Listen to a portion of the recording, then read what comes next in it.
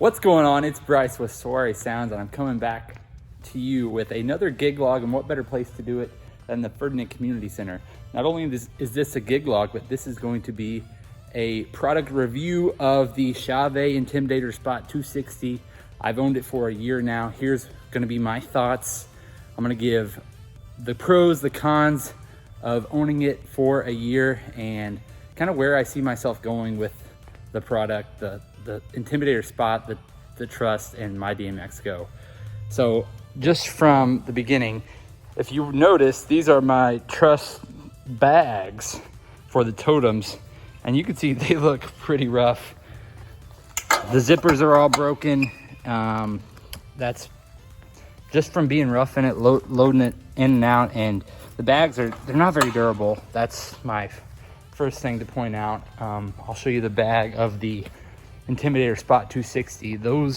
This one has held up. This bag is by Chauvet.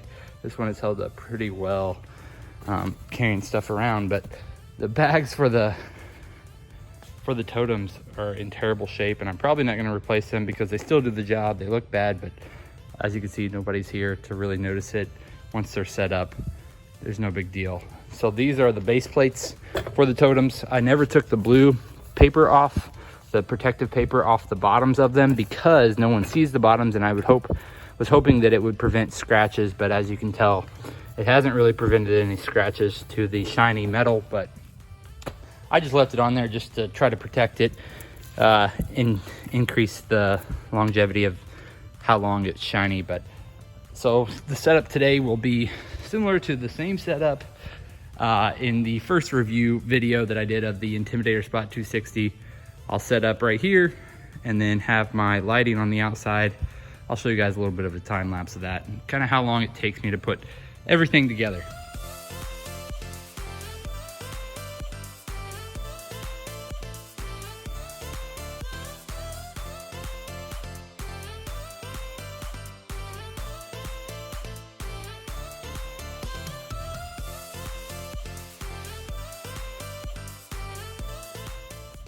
All right, so now to the lights. I'll show you in time-lapse mode how I assemble one side of the lights.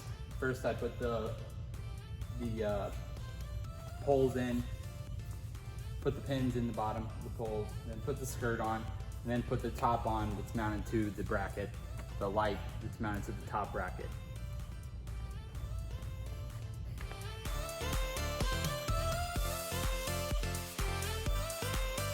One thing I've mentioned before is how tough it is for me to secure the bracket to the bottom of my Intimidator Spot 260s.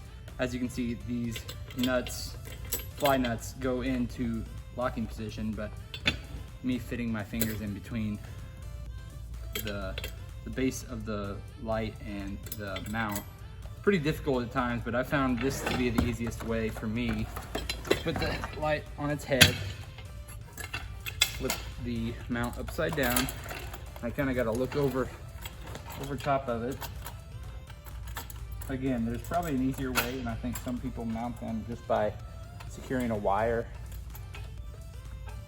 to the light to the top of the totem, but that's a little risky, and when you're spending a couple $1,000s on a lighting system, I don't risk it like that.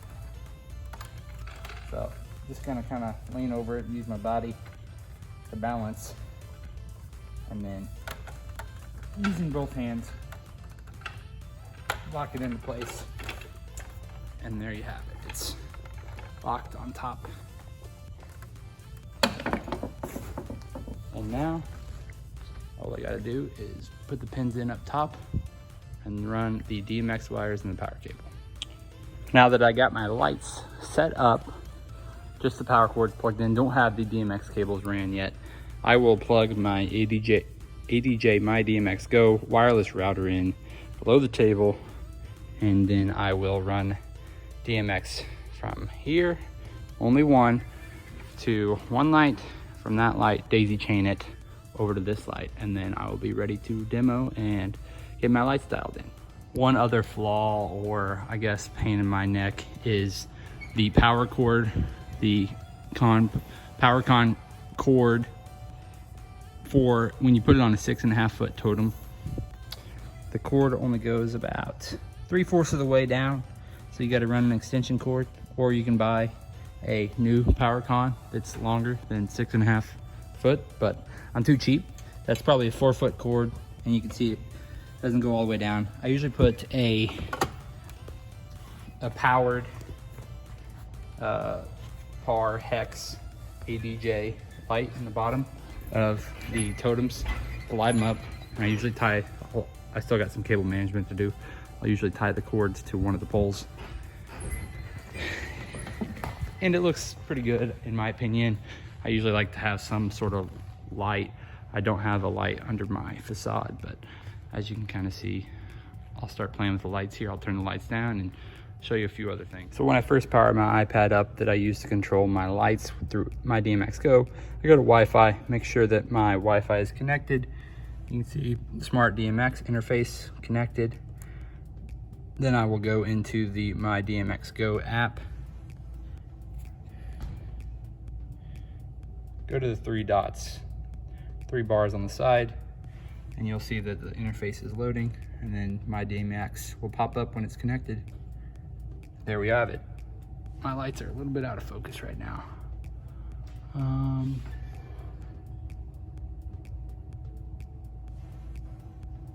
I'm missing a DMX cord. Just a second. Now we have both of our moving headlights, intelligent headlights, synced up.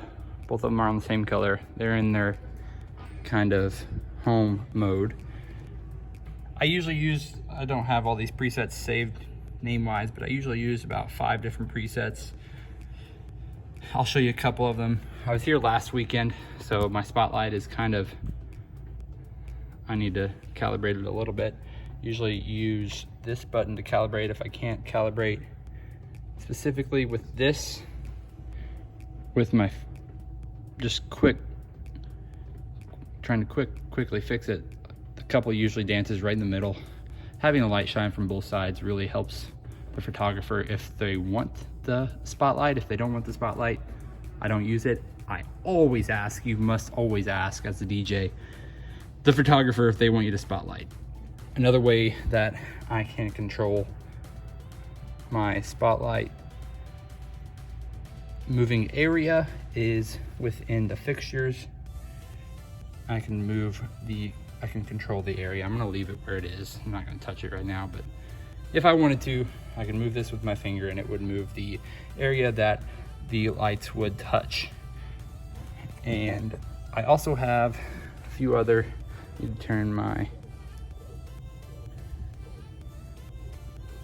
can kind of hear my lights right now. It sounds like they need some oil on them.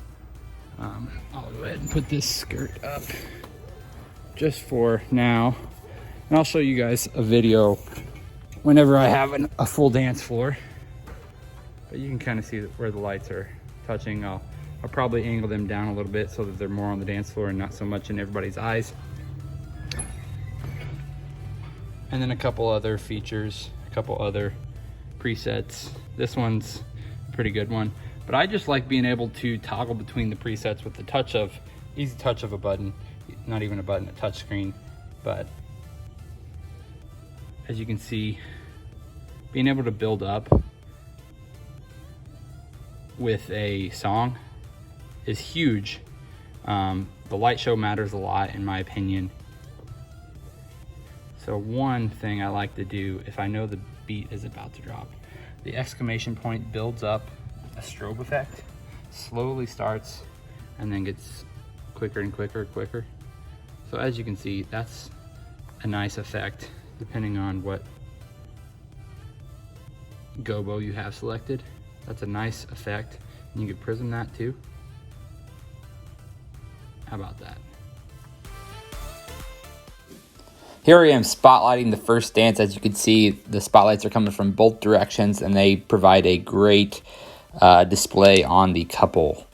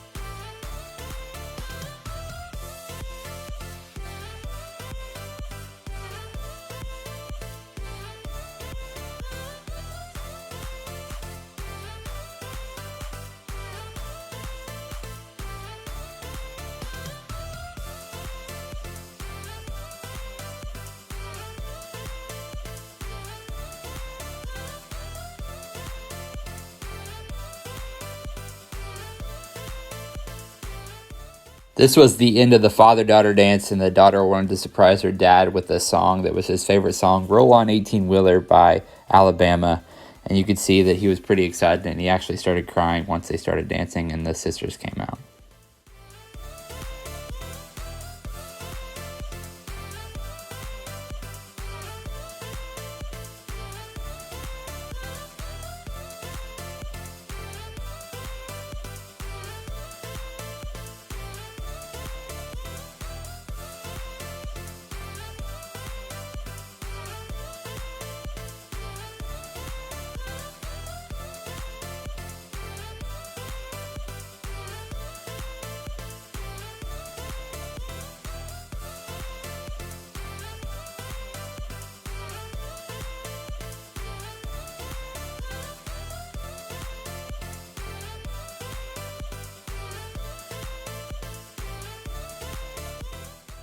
This is one of my saved scenes in MyDMXGo for party time.